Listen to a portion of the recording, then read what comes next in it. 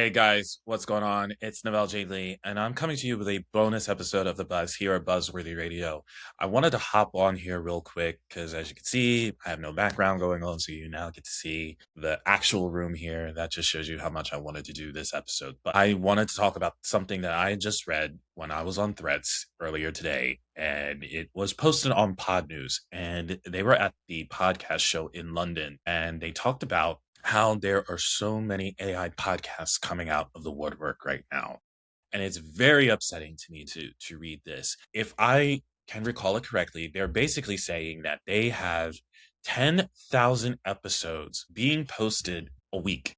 And this is something called Inception Point. I'm reading the article right now. It has over 1 million listeners per month. The company has more than 400,000 subscribers across YouTube, Apple, and Spotify. And as of Tuesday, there will be 12 real life people on the team. And they are the human creator making 80 to 100 new shows per day. Okay, let me make something abundantly clear. I've had many people on this show where we talked about AI, the dangers of AI, and how much we need that human interaction. The fact that we have AI podcasts, especially in a medium that I am fully versed in for the past 20 years, 1 million listeners per month, almost a 500,000 subscribers are tuning into these podcasts. What happened to the fact that we wanted some authenticity in our work? Why is it now that we have so many people wanting to give attention to AI content? This is what's scary to me also, is that you're going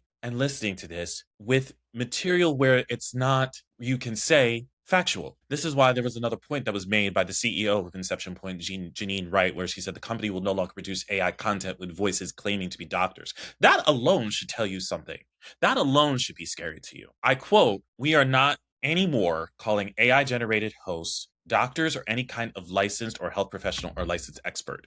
They will still describe themselves as an expert or having been read well or well read and well studied in a space." This, to me, this takes away from all the creators, primarily the indie creators, who are trying to make a name for themselves in this space. We're already outnumbered by shows that are predominantly celebrity because they already have the backing. They already have studios behind them. They already have the sponsorships. So they're already driving the popularity to their shows because they already are a name. Indie podcasters have to work twice, if not 3 times as hard to make a name for themselves, to get a backing, to get listenership, to get sponsorships, to get themselves out there, to drive the listeners to them.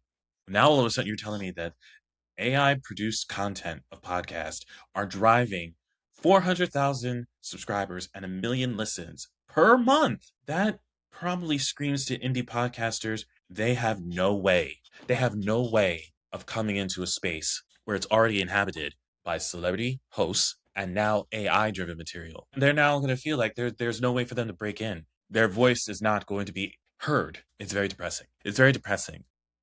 I've been doing this for 21 years. My show will celebrate 20 years next year.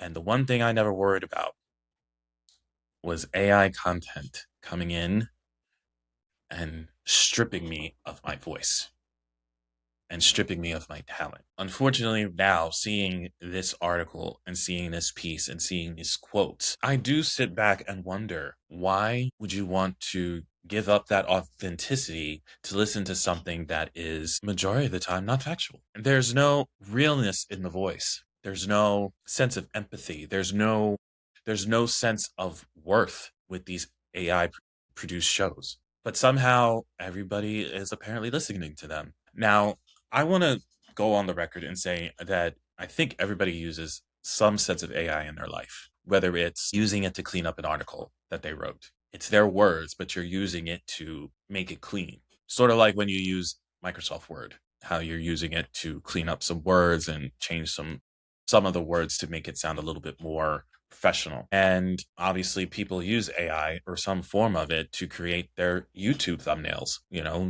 That's unfortunately, that's just the way it is, because a lot more people are driven to it when they see those. So I get that. But to have your full content be nothing but AI, that to me is a problem. That just shows that basically we are rewarding laziness. We are rewarding work that's not work. And I am just so flabbergasted at the fact that it's attracting so many people to it. For people that have been coming out saying they want authenticity in their work, you're actually proving different. And there has been conversations that I have read, and even I had these conversations on the show where people have said that hopefully there is going to be that comeback where they want realness in their work. I hope it's soon. I do. Because quite honestly, it's not giving me that much hope right now. So I implore to all of you indie podcasters who are even more hesitant and wanting to start a show, don't be. Continue to still put your voice out there. Don't let this be a deterrent for you to start your show.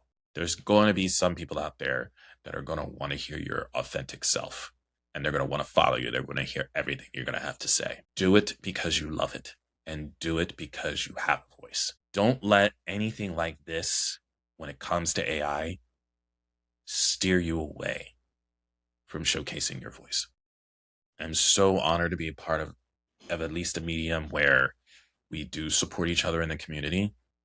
But I also love when this same community comes together and they're very vocal about the fact of AI and podcasts and how much we do not want it. So my final thought on this is that you cannot get rid of authenticity. You cannot get rid of realness. And people are going to come back to that and respect that, because we bring something to the table that AI doesn't. Continue to let your voices be heard, your real voices be heard. Don't let AI drown you out.